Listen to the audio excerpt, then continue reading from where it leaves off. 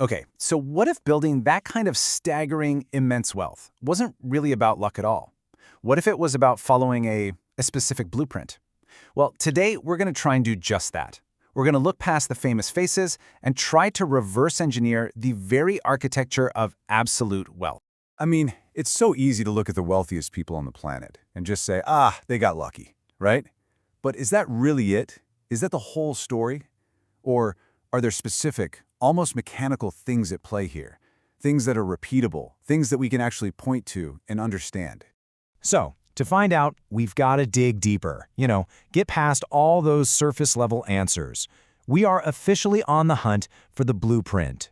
And just to be super clear here, the goal isn't to put anyone on a pedestal or, to tear them down. We're just acting like investigators, or maybe architects, trying to understand how this massive structure was built. So, where do we even start? Where does a blueprint like this begin?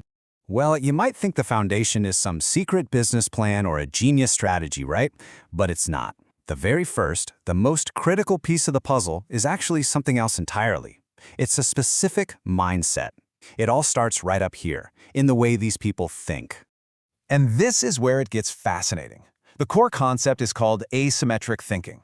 Think about it. Most of us are wired to avoid risk, right? We play it safe. But this mindset, it flips that completely on its head. It's all about actively looking for opportunities where, yeah, you might lose a little, but the potential upside, it's massive. It's practically unlimited. And failure? It's not the end of the world. It's not a catastrophe. It's just data, information for the next attempt. So this way of thinking is really built on 4 key pillars. First, there's this relentless, almost obsessive focus on one single huge goal, just drowning out all the other noise. Then you've got this, well, you could almost call it a pathological optimism, a deep-down belief that you can pull it off, even when the odds are stacked against you and everyone is telling you you're crazy. Backing that up is an extreme resilience, the ability to get knocked down again and again and just keep getting back up. And finally, a super long-term vision.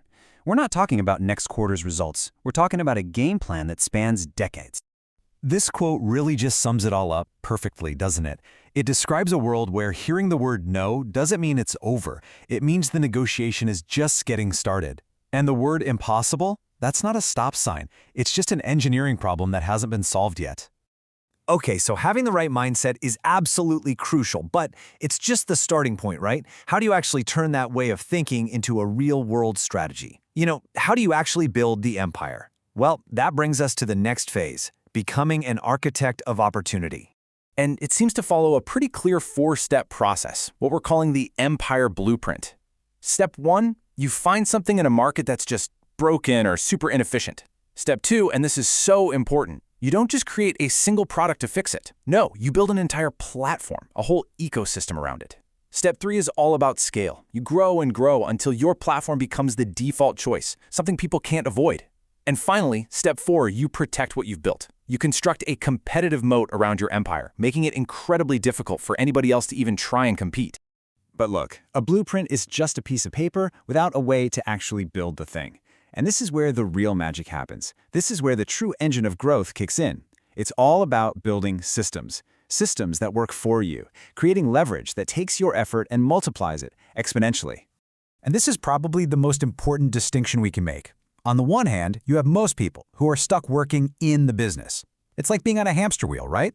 You're trading your time directly for money. Your growth is linear. But the real game changer, the massive shift, happens when you start working on the system. That's when you're focused on leverage, and suddenly, your growth isn't tied to the hours in a day. It can become exponential. So where does this incredible leverage come from? Well, it comes from mastering 3 key engines. First, there's capital. And it's not just about having money, it's about using it as fuel for speed and scale. Then there's labor.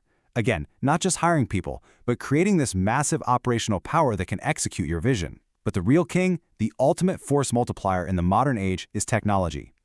Tech gives you automation. It gives you infinite replication with basically zero marginal cost. It is literally how one person's idea can touch the lives of millions or even billions of people. Now, when you achieve this kind of incredible scale and influence, things get complicated. It inevitably creates a really complex legacy. Because the very same moves that one person sees as genius, another person sees as destructive. You just can't ignore the massive impact this has on the world, for better and for worse. And really, this is the paradox at the very heart of this whole thing. It's like two sides of the same coin. On one side, you get this incredible story of progress, right? We're talking mind-blowing innovation, new jobs, entire industries being reinvented. But on the other side of that exact same coin is the narrative of domination. Crushed competition, scary amounts of wealth inequality, and a huge concentration of power. And the craziest part, you can't have one without the other. Both of these outcomes, the good and the bad, are direct results of the very same blueprint we've just walked through. Which kind of leaves us with this one final, really big question. Does the pursuit of this kind of absolute wealth demand a world of absolute trade-offs? Is it all just a zero-sum game? Is that incredible value creation we talked about always tied to the domination and inequality on the other side? Look, there is no easy answer to that, but just trying to understand that trade-off, well, that's pretty essential if we want to understand the world we're all living in right now.